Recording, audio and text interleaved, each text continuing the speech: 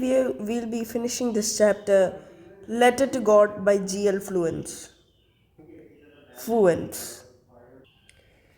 So, memorize this name of this person who wrote the story because one mark questions might be asked from this. So, G.L. Fluence, okay, check the spelling. Now, before you read, they say faith can move mountains. But what should we put our faith in? This is the question this story delicately possesses. Lenchu is a farmer who writes a letter to God when his crops are ruined, asking for 100 pesos. Does Lenchu's letter reach God? Does God send him the money? Think what your answers to these questions would be and guess how the story continues before you begin to read it. Activity 1. Activity 1. One of the cheapest way to send money to someone is through the post office. Have you ever sent or received money in this way? Here's what you have to do. As you read the instruction, discuss with your teacher in class the meanings of these words. Counter, counter clerk, appropriate, acknowledgement, counterfoil, record. Consult a dictionary if necessary. Are these words corresponding to the English words in your language? Let's see. So, in the post office, go to the counter marked money order. Buy a money order form by paying 50 paise to the person behind the counter. Fill in the appropriate boxes in the form, preferably in block letters. Pay the counter clerk the amount of money to be sent along with the charges. Now take back the MO acknowledgement counterfoil as your record. Okay. Now fill out the money order form given below using the clues that follow the form. So here's how much rupees you have to pay to the person, the pin, the money order number, date, rupees, and rupees again. And we need the stamp here and received rupees, a round money order stamp, then the oblong stamp, okay, then the sign and things like that, as you can check here. Okay, think about who you will send the money to and how much.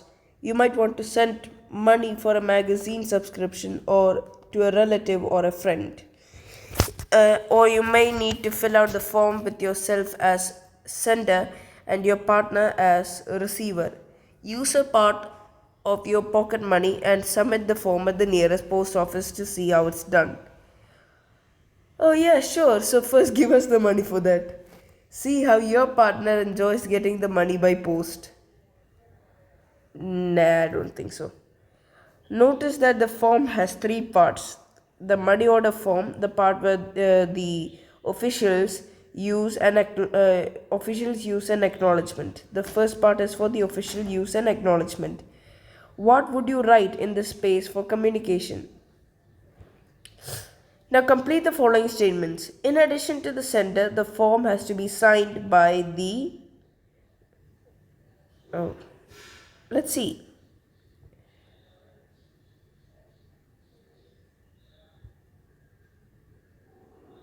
Witness or identifier. And for the space of communication, we had to write something to the person. Okay, and the rest of this can be done by looking at the form that is given above. So please do that. The house, the only one in the entire valley, sat on the crest of a low hill. Now, what's the meaning of a crest? Top of a hill. Okay, that's the meaning of crest. Now, the house, which is the only one in the valley, was in the crest of a low hill. From this height, one could see the river and the field of ripe corn, dotted with the flowers that always promised a good harvest. So, from this height, a person could see the farms that were below them, okay, and this farm was filled with flowers that would give a good harvest always. Okay, the only thing the earth needed was a downpour. The only thing the earth needed was a downpour or at least a shower. Throughout the morning, Lencho, who knew his field intimately, had done nothing else but see the sky towards the northeast. So, the land needed a rainfall or just a shower so that it could give us the good crops. So, not us, it could give the main character of the story a good crop. Okay.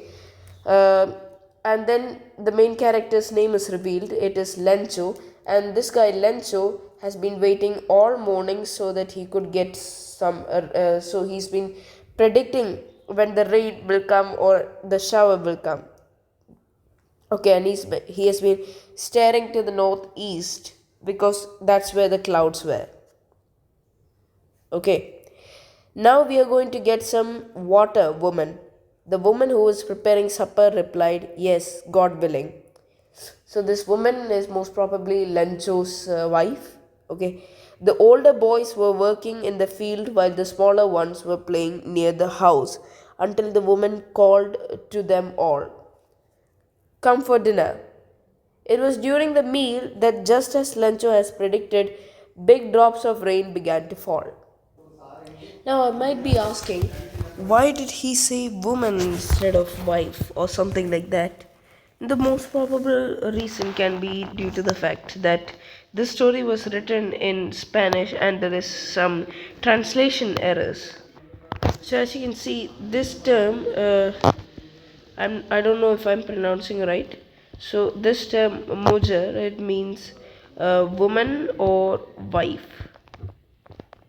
Okay, so due to translation, might be the fact that it only took woman rather than wife also. Okay, so that might be the issue. I don't know. Uh,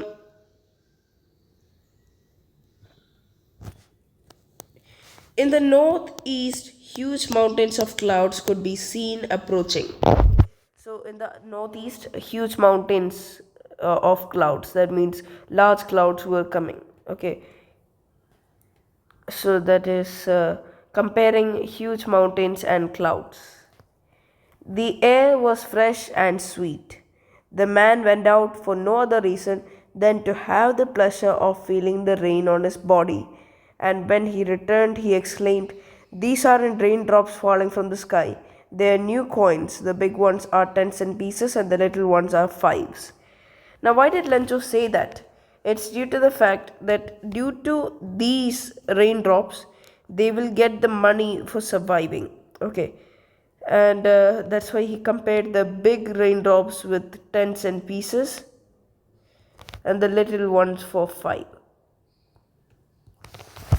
Why? Due to this, the flowers will bloom and they will get enough corn so that they could live that year by selling them. With a satisfied expression, he regarded the field of ripe corn with its flower draped in a curtain of rain. But suddenly a strong wind began to blow, and along with the rain, very large hailstones began to fall. Now, hailstones, they are just small pieces of ice, like things that fall during rain, rarely. Okay, and these truly did resemble new silver coins. The boys, exposing themselves to the rain, ran out to collect these frozen pearls. Okay, basically, they're pieces of ice.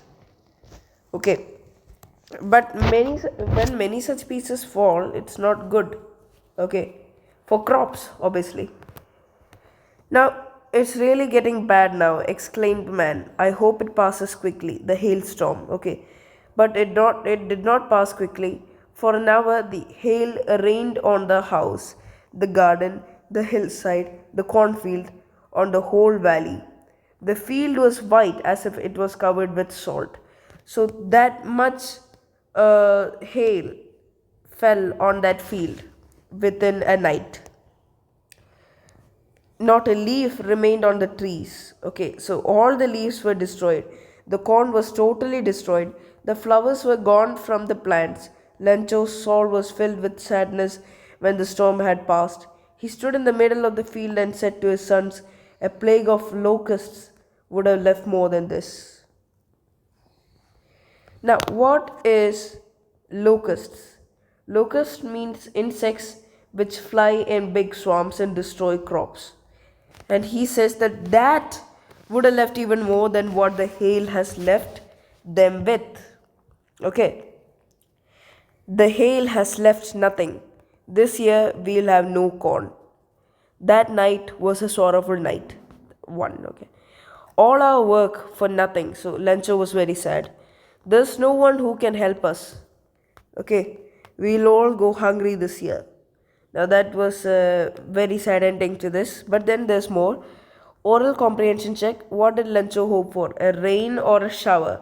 Why did Lencho say that the raindrops were like new coins? Because that could help them get monies to survive. How did the rain change? What happened to Lencho's field? The rain changed into hailstorm, and Lencho's field were covered with these large hailstorm, and that looked like the field was covered with salt and things like that. The crops were destroyed. You know the points. What were Lencho's feelings when the hail stopped? He was very sad, and you can give some examples here. But in the hearts of all who lived in that solitary house, solitary means alone house, in the middle of the valley, there was one single hope: help from God.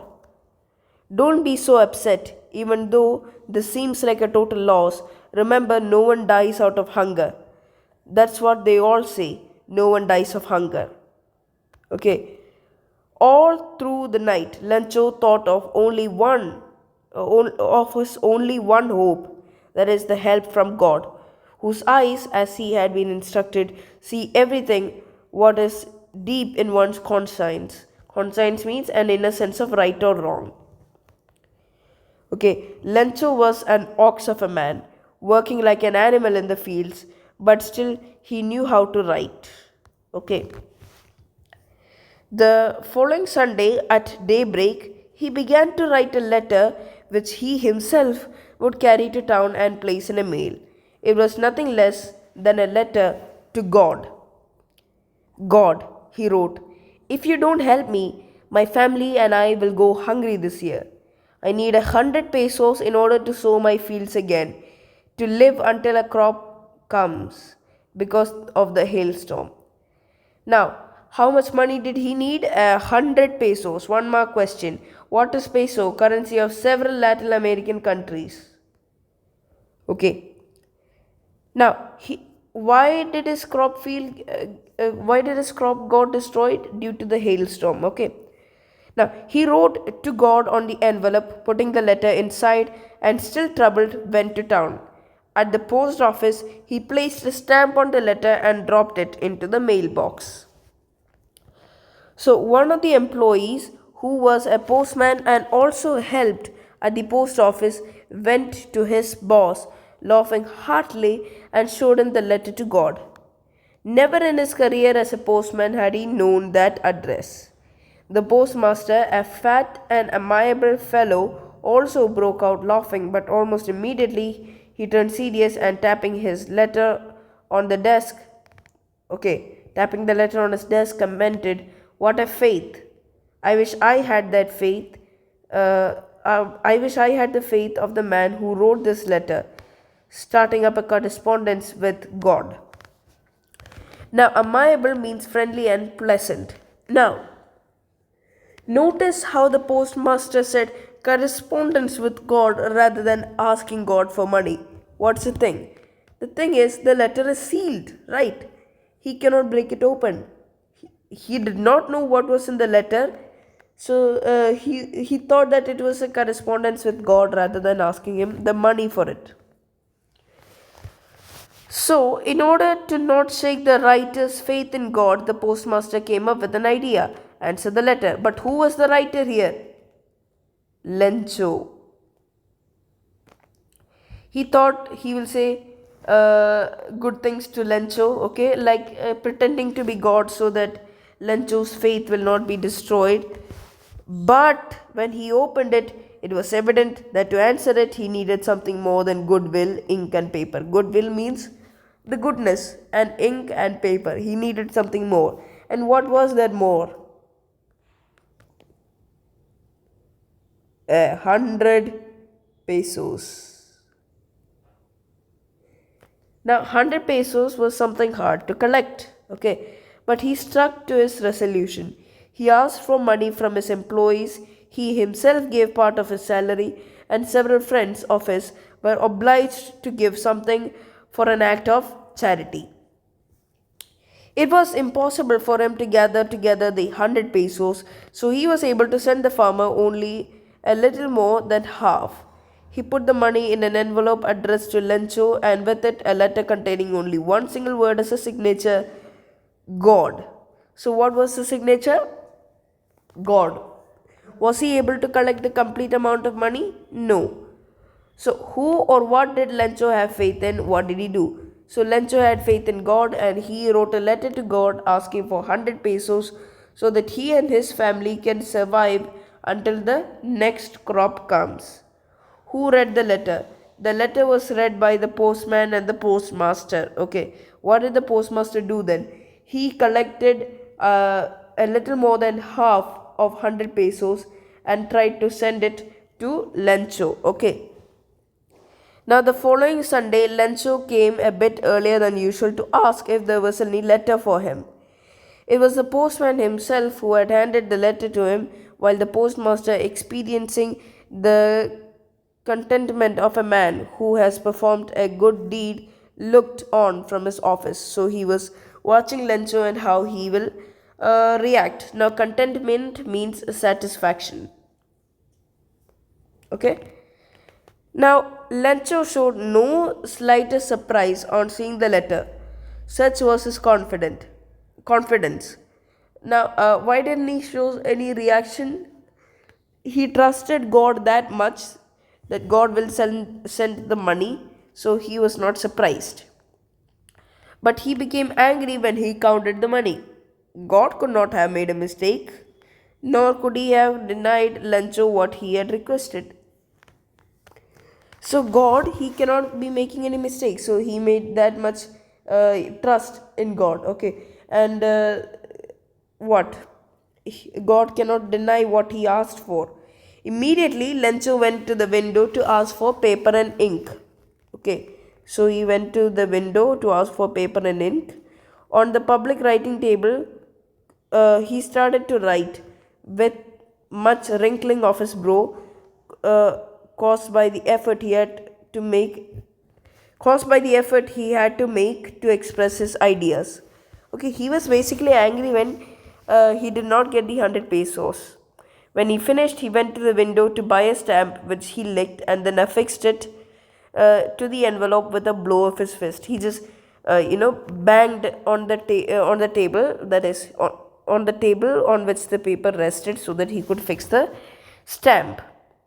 The moment the letter fell into the mailbox, the postmaster went to open it. It said, God, of the money that I asked for, only 70 pesos reached me.